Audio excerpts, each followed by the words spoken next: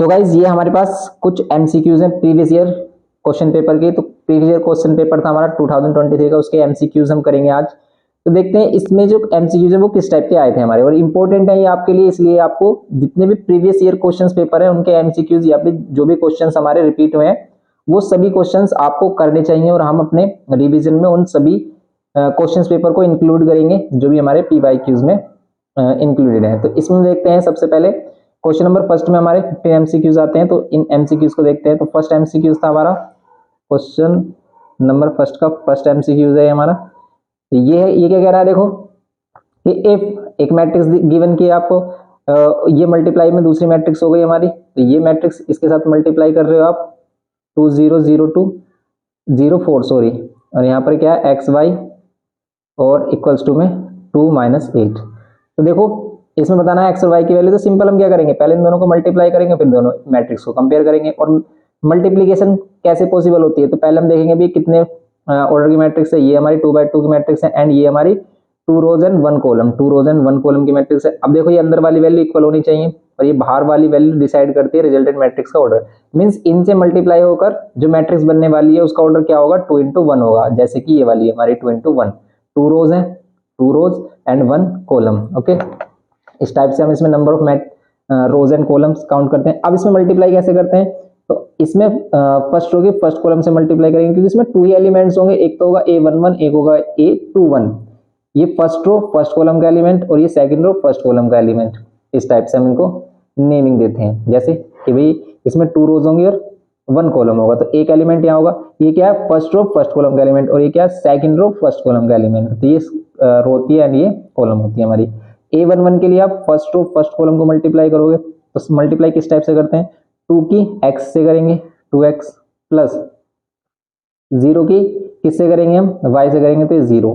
फिर इस एलिमेंट के लिए 2 × 1 सेकंड रो फर्स्ट कॉलम की मल्टीप्लाई करेंगे, 0 × x 0 होगा, प्लस 4 × y 4y होगा, और ये किसके इक्वल होगा हमारा 2 - 8। अब यहाँ पर इसको कंपेयर करेंगे, तो यहाँ पर 2x किसके इक्वल होगा, 2x इक्वल होगा 2 के, तो x की वैल्यू कितनी हो जाएगी 1, एंड यहाँ पर ये 4y किसके इक्वल होगा, 4y इक्वल होगा -8 के, एंड y की वैल्यू कितनी हो जाएगी 4 × 2 = 8, ये हो जाएगा -2। x की वैल्यू 1 y की वैल्यू -2, तो इसका ए ऑप्शन करेक्ट है, फर्स्ट वाला ही। अब इसमें हम सेकंड देखते हैं ऐसे ही। तो सेकंड वाला देखो क्वेश्चन, इसमें क्या बोल रहा है कि if x - 2 is a factor, तो अगर x - 2 फैक्टर है तो हम क्या करेंगे, इससे x की वैल्यू निकालेंगे रिमाइंडर और फैक्टर थ्योरम के अकॉर्डिंग। और ये जो वैल्यू है अगर इसका फैक्टर है तो ये क्या करेगा, इसको सेटिस्फाई करेगा इस पॉलिनोमियल को। ये क्या है x³ - k x - 12। अगर हम यहाँ पर x = 2 पुट करते हैं, x = 2 पुट करते हैं, तो इसका आंसर कितना आएगा, 0 आएगा। क्यों आएगा, क्योंकि ये अगर इसका फैक्टर है तो इसे कंप्लीटली डिवाइड करेगा, इसका मींस इसका रिमाइंडर 0 होगा हमारा। और ऐसे वैल्यू पुट करके हम क्या निकाल रहे होते हैं, रिमाइंडर, और हमें पता है इसका रिमाइंडर 0 ही आएगा कंफर्म, क्योंकि ये इसका फैक्टर है। तो यहाँ पर 2 to the power 3 8 होता है, -2k -12 इक्वल्स टू में 0। अब इसको सोल्व करेंगे, या -2k 8 - 12 ये कितना होगा, -4 इक्वल्स टू में 0। नाउ अब हम इसमें क्या कर सकते हैं, 2k इक्वल्स टू में +4 k की वैल्यू हो जाएगी, इसको कैंसिल करेंगे -2 से, तो ये आ जाएगा हमारा -2, k की वैल्यू आ रही है हमारी -2। कौन सा ऑप्शन है, सी, तो इसका सी ऑप्शन हमारा करेक्ट हो जाएगा। अब हम देखते हैं इसमें थर्ड। तो थर्ड वाले में कह रहा है कि in the given diagram RT is a tangent touching the circle eight S। तो इस टाइप से हमें फिगर गिवन किया है, तो इस फिगर में हमारा ये टेंजेंट है जो S पर टच कर रहा है, और कुछ इस टाइप से हमारा फिगर है। देख तो मतलब देखकर ही हम इसके आंसर्स बता सकते हैं, क्योंकि हमें यहाँ पर सॉल्यूशन तो देना नहीं है, सिर्फ आपको बताना है कि भी MCQ में कौन सा ऑप्शन करेक्ट होगा। तो यहाँ पर ये 30 डिग्री एंगल गिवन किया है एंड ये 60 डिग्री गिवन किया है। आपको फाइंड क्या करना है, फाइंड करना PSQ। PSQ कहां पर है हमारा, PS एंड Q, ये वाला एंगल बताओ कितना होगा। अब बताओ कितना होगा ये वाला एंगल, देखो ये एंगल 30 है, ये एंगल 30 है, तो ये एंगल भी 30 होगा। अब क्यों होगा 30, ऑल्टरनेट सेगमेंट में बनने वाला एंगल। देखो angle between tangent and code क्या होता है, ऑल्टरनेट सेगमेंट में बनने वाले एंगल के इक्वल होता है। तो ये कोड इस तरफ एंगल बना रही है टेंजेंट के साथ, और ऑल्टरनेट सेगमेंट में एंगल बना रही है ये वाला, तो ये दोनों एंगल इक्वल होते हैं। ये हमने अपने कंप्लीट फुल लेक्चर में इसको डिटेल में समझाया, तो आप उसको देख सकते हैं, लिंक आपको डिस्क्रिप्शन बॉक्स में मिलेगा। अभी 30 है, 60 90 होगा, तो ये भी हमारा कितना होगा 90 होगा, तो इसका आंसर होगा हमारा 90 डी। इसका डी आंसर है हमारा, डी करेक्ट होगा इसमें थर्ड वाले पार्ट में, थर्ड का डी। फिर हम इसमें फोर्थ देखते हैं, इसका फोर्थ पार्ट क्या कहता है। देखो फोर्थ में कह रहा है कि a letter at random from all the letters of the English alphabet, English alphabet के सभी लेटर्स में से क्या लिया गया है, एक लेटर चूज किया गया है। The probability that the letter chosen is a vowel, ये एक वोवेल हो, इसकी प्रोबेबिलिटी बताओ। ये तो वेरी सिंपल क्वेश्चन है, क्यों, क्योंकि वोवेल्स कितने होते हैं टोटल, अल्फाबेट हमारे कितने होते हैं 26, उसमें से कितने होते हैं 5 क्या होते हैं हमारे वोवेल्स होते हैं, तो 5 वोवेल्स होते हैं, तो उसमें हमारा प्रोबेबिलिटी क्या हो जाएगी, प्रोबेबिलिटी ऑफ वोवेल्स क्या होगी हमारी, प्रोबेबिलिटी ऑफ वोवेल्स हो जाएगी 5/26, तो 5/26 बी ऑप्शन इसका करेक्ट है। फिर हम इसमें फिफ्थ वाला पार्ट करते हैं इसका। इसमें कह रहा है कि if 3 is the root of the quadratic equation, क्या है इसका रूट, 3 रूट है इसका, मींस x की वैल्यू आप 3 ले सकते हो किसमें, क्वाड्रेटिक इक्वेशन x² - px + 3 = 0 में। ये बिल्कुल वही सीन है जैसा हमारा अभी रिमाइंडर फैक्टर वाला क्वेश्चन था कि ये इसका फैक्टर था, यहाँ पर भी इसका रूट है, इसका मींस ये इसका सॉल्यूशन है कि आप x के प्लेस पर अगर इसको पुट करते तो इसको सेटिस्फाई करेगा। तो यहाँ पर ऑलरेडी 0 गिवन ही है हमें, तो आप यहाँ पर p की वैल्यू फाइंड कर सकते हैं। 3 का स्क्वायर 9, 3p + 3 = 0, 9 और 3 कितना होगा 12 - 3p = 0, 12। अब आप 12 को इधर लेके आ जाओ या फिर 3p को इधर लेके आ जाओ, दोनों से ये आंसर कितना आने वाला है 4 आने वाला है, तो p की वैल्यू कितनी आ गई हमारी 4। फिफ्थ में क्या आंसर है हमारा, इसका ए आंसर है, 4 आंसर है। ओके, नेक्स्ट देखते हैं इसका सिक्स्थ पार्ट। सिक्स्थ पार्ट में क्या कह रहा है, सिक्स्थ में कह रहा है कि in the given figure angle BAP and DCP, ये आपको एंगल गिवन किए हैं, इनका एंगल हमारे 70 गिवन किया और PC की वैल्यू 6 है, C की वैल्यू 4 है, देन PD रेशियो क्या बताना है आपको, DB बताना है।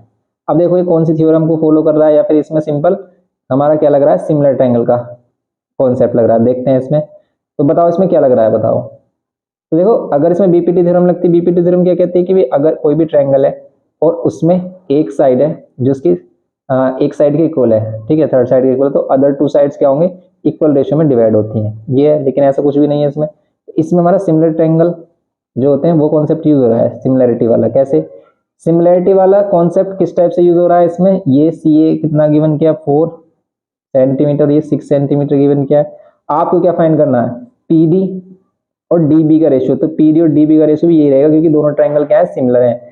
ये 70 ये 70 एंगल इसमें कॉमन, दोनों ट्रायंगल सिमिलर, और अगर ये दोनों ट्रायंगल सिमिलर तो इनकी कॉरस्पॉन्डिंग साइड्स का रेशियो भी सेम होगा। जैसे हम कौन सा ट्रायंगल ले रहे हैं, CPD किसके सिमिलर होगा, APB के, APB के। तो ये हमने बिल्कुल करेक्ट ऑर्डर में लेने हैं। जैसे C एंगल किसके इक्वल है, A एंगल के, तो जहां पर C है वहां पर ही पोजीशन A की होनी चाहिए, यहाँ पर C की फर्स्ट पोजीशन है, यहाँ पर A की भी फर्स्ट पोजीशन। P और P दोनों में कॉमन ही है, कॉमन है, बचता है ये वाला एंगल, ये हो गया। तो अब देखो आप CP, ये CP और ये AP का जो रेशियो होगा, CP और AP का जो रेशियो होगा, तो वही रेशियो हमारा किसका होगा, ये PD, ये जो PD है तो ये PB है, PD और PB है। लेकिन देखो अगर इसमें आप ये पूरी साइड ले रहे हो, कंप्लीट साइड ले रहे हो तो आप इसमें हम इसमें एक थ्योरम और भी आते है कि भाई आप इसमें क्या कर सकते हो, इनको हाफ हाफ भी ले सकते हो। AC और CP का जो रेशियो होगा वही PD और DB का रेशियो भी होगा हमारा। क्यों होगा, ऐसा क्यों होता है, क्योंकि आप क्या कर लो, बोथ साइड 1 को माइनस कर लो, बोथ साइड आप 1 माइनस कर लो, तो आपको ये प्रोसेस पता चल जाएगा कि भाई अगर हम इसको रिवर्स कर लेते हैं, AP/CP है, या फिर ऐसे रहने दो ना, क्या प्रॉब्लम है। देखो हम इसमें ये इसी की हेल्प से कर लेंगे। जैसे CP हमारा 6 है और AP कितना होगा 10, ओके। PD हमारा कितना है, PD नहीं पता हमें, फिर हम इसमें रेशियो फिर भी बताना पड़ेगा क्योंकि हमें रेशियो बताना है ना, यहाँ पर एक वैल्यू नहीं कि भी हम दूसरी वैल्यू इसमें कर लेंगे। तो हमारे पास PB, PD और PB का रेशियो आएगा। तो अब देखो अगर हम इन दोनों का रेशियो फाइंड करते हैं तो यार हमारा 2 से कैंसिल कर रहे हैं, 2 3 जा 2 5 जा, ये कितना आ रहा है हमारा, PD और PB का रेशियो तो आ रहा है 3:5। लेकिन देखो अगर हम PD को क्या ले रहे हैं 3x और PB को ले रहे हैं 5x, तो ये कितना होगा 2x। और अगर हमें रेशियो चाहिए किसका, रेशियो चाहिए PD एंड PB DB का, तो कितना हो जाएगा, ये 3x ये 2x, तो ये हो जाएगा हमारा 3:2। तो इसको हम इतना करना भी नहीं है, तो हम देखते ही बता देते कि जो रेशियो ये होगा ना वही रेशियो इसका भी होगा, तो इसीलिए हमें इसे डायरेक्ट करना है। तो ये तो मैं आपको समझाने के लिए बता रहा हूँ, इसीलिए इतना टाइम लग रहा है। वरना अगर आप ये कॉन्सेप्ट समझ जाते हो ना कि भाई जितना CP और AC का रेशियो होगा वही रेशियो हमारा PD और DB का होगा, तो हम इसको देखते ही कर सकते हैं। यहाँ पर क्वेश्चन नंबर 7 में हमसे कह रहा है कि the printed price of article 3080 if the rate of GST is 10% then the GST charge. तो इसका अगर प्रिंट प्राइस है हमारा 3080, तो आपको इसका टोटल प्राइस आफ्टर जीएसटी क्या पे करना होगा। सिर्फ आपको इसमें 10% जीएसटी बताना है कि अगर इसमें 10% जीएसटी निकालते हैं तो कैसे करते हैं, परसेंटेज निकालना है 10%, सिंपल परसेंटेज करना है हमें। तो परसेंटेज हटाते हैं डिवाइड बाय 100, कैंसिल करेंगे हम, कितना आ रहा है 308 जीएसटी आ रहा है, तो 20 का ऑप्शन करेक्ट है। 7th पार्ट था इसका ये। नाउ अब हम इसमें चेक करते हैं इसका 8th एमसीक्यू में बोल रहा है कि 1 प्लस साइन ए और यहाँ पर बोल रहा है 1 माइनस साइन ए, ये किसके इक्वल होगा। तो देखो देखते ही हमें पता चल रहा है यहाँ पर क्या यूज हो रहा है, A plus B A minus B, A plus B A minus B use हो रहा है। इसको लिख सकते हैं A square minus B square, 1 का स्क्वायर 1, साइन ए के स्क्वायर को हम क्या लिख सकते हैं, साइन स्क्वायर है या साइन ए होल स्क्वायर, दोनों का मीनिंग एक ही होता है। देखो साइन ए होल स्क्वायर बोलो या फिर साइन स्क्वायर ए, इसको हम ऐसे भी रिप्रेजेंट कर सकते हैं, तो इसको ऐसे लिखा हमने। और 1 माइनस साइन स्क्वायर ए क्या होता है, कोस स्क्वायर ए, कोस स्क्वायर ए, इसमें डी ऑप्शन है हमारा, डी करेक्ट है 8th में। नेक्स्ट है इसमें हमारा 9th वाला पार्ट है, इसमें बोल रहा है कि the coordinates of the vertices of a triangle ABC are these the centroid G of a triangle ABC. तो सेंट्रोइड ऑफ ट्रायंगल का फॉर्मूला क्या होता है, सेंटर ऑफ ट्रायंगल का फॉर्मूला होता है x1 plus x2 plus x3 divide by 3। अगर centre के कोऑर्डिनेट्स x और y हैं और y की वैल्यू के लिए y1 plus y2 plus y3 divide by 3। अब ये x1 x2 x3 किसको लेंगे हम, ये जो हमें वैल्यूज गिवन की हैं, तो ये हमारे पास 4, -2 एंड हमारे पास 6, 2 एंड फिर हमारे पास 4, 6। ये है x1 y1, ये है x2 y2, ये है x3 y3। अब हम करेंगे इसमें x की वैल्यू फाइंड, x1 कितना -4 प्लस x2 कितना है 6 प्लस x3 कितना है 4 डिवाइड बाय 3, -4 यहाँ पर 6 और 4 10 डिवाइड बाय 3, यहाँ पर 6 डिवाइड बाय 3 कितना हो जाएगा 2, x की वैल्यू कितनी हो जाएगी 2।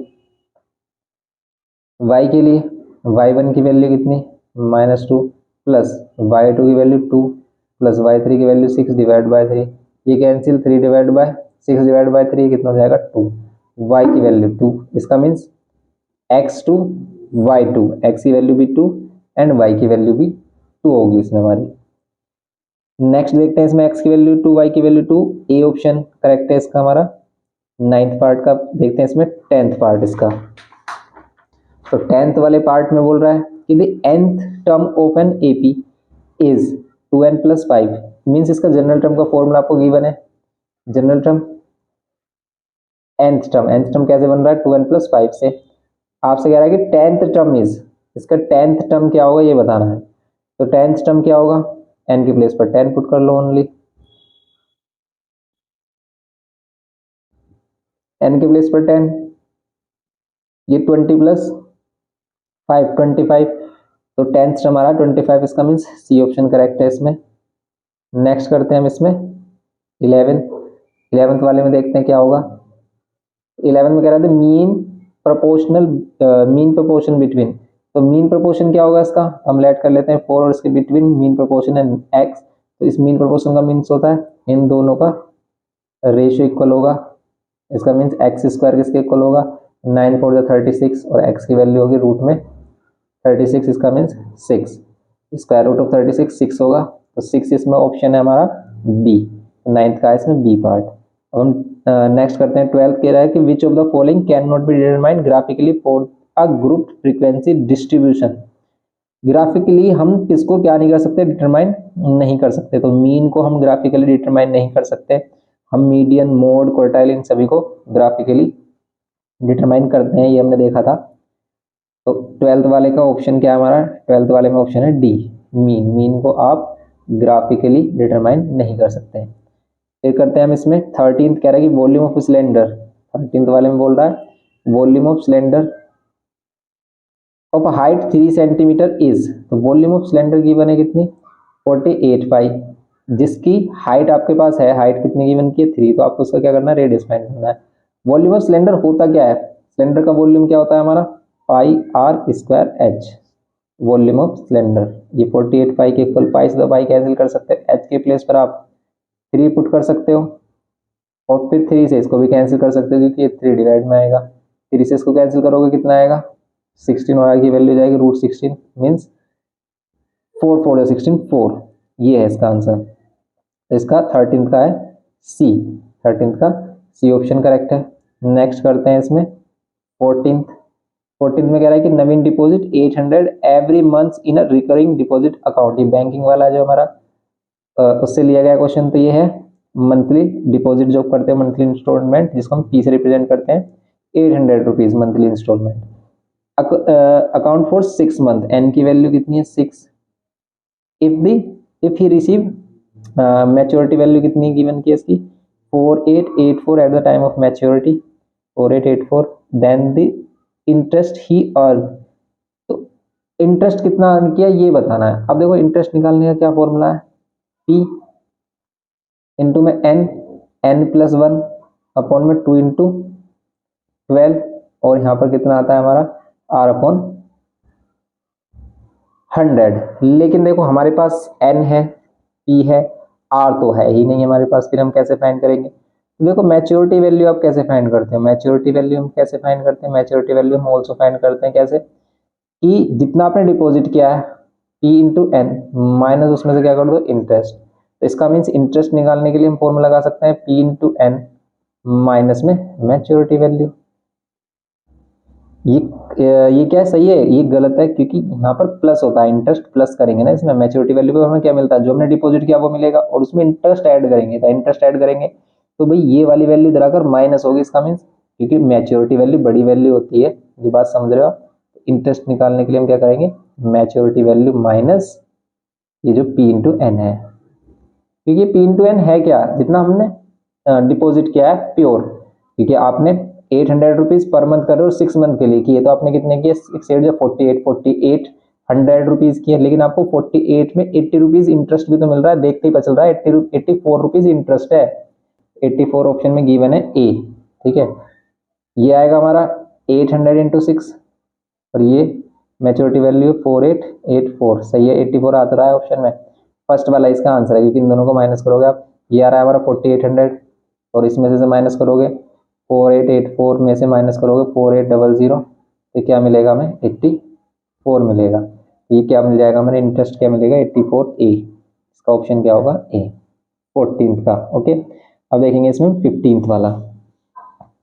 तो 15th देखते हैं इसमें 15th देखेंगे क्या कह रहा है इसमें solution set of the inequation. ये इनइक्वालिटी दी है आपको, इसमें आपको क्या करना है इसका सॉल्यूशन बताना। अगर x किससे बिलोंग करता है होल नंबर से, x होल नंबर से बिलोंग करता है तो कितना होगा यहाँ पर 2x और इधर अगर माइनस हो जाएगा 10 होगा, 2 से डिवाइड कर देंगे 5 हो जाएगा, x की value less than equals to 5 और होल नंबर्स में 0 से लेकर आपके इन्फिनिटी तक नंबर आते हैं तो हम 0 1 2 3 4 और 5 भी काउंट करेंगे क्योंकि लेस देन इक्वल्स टू है। इसमें ऑप्शन हमारा बी करेक्ट है, इसमें क्या है हमारा ऑप्शन बी करेक्ट है। तो 15th वाले का हो गया हमारा बी आंसर। तो ये इसके एमसीक्यूज थे तो काफ़ी इंपॉर्टेंट है और ये अच्छे एमसीक्यूज दिए थे आपको इसमें। तो इन एमसीक्यूज का आपको रिवीजन करना है तो बस आप इनका रिवीजन करिए। इसके जो भी इंपॉर्टेंट क्वेश्चंस होंगे इसके सभी क्वेश्चंस आपको बताए जाएंगे। तो फिर आपको ये जो प्रीवियस ईयर क्वेश्चन पेपर है इन सभी की प्रैक्टिस जरूर करनी है क्योंकि देखो क्वेश्चन क्या आते हैं हमारे PYQ में से आते हैं या फिर जो सैम्पल पेपर आपको रिलीज होते हैं उस टाइप का ही क्वेश्चन पेपर हमारा बनता है। और सबसे मस्ट तो हमारी बुक ही है कि आपको क्या करना चाहिए अपनी बुक को सबसे अच्छे से प्रिपेयर करना चाहिए क्योंकि जो बुक है बुक में PYQ क्वेश्चंस भी होते हैं हमारे और सभी कॉन्सेप्ट होता है जिसको हमें करना होता है एग्जाम के लिए। तो बेस्ट हमारे लिए एग्जाम के लिए क्या है कि हमारी बुक सबसे पहले, फिर उसके बाद आप क्या कर सकते हैं प्रीवियस ईयर क्वेश्चंस पेपर कर सकते हैं। तो प्रीवियस ईयर क्वेश्चंस पेपर करें जितना हो सके आपसे तो वो करें और जो भी आपके प्री बोर्ड्स में क्वेश्चन पेपर आते हैं वो भी इंपॉर्टेंट होते हैं। और इसीलिए हमने प्रीवियस ईयर में 2023 में कुछ प्री बोर्ड्स पेपर कराए थे तो उसका लिंक आपको डिस्क्रिप्शन बॉक्स में मिल जाएगा। 2023 एग्जाम मटेरियल में आप जाना, उसमें आपको प्री बोर्ड्स पेपर मिलेंगे, उनको भी आप कर सकते हैं, काफ़ी इंपॉर्टेंट है।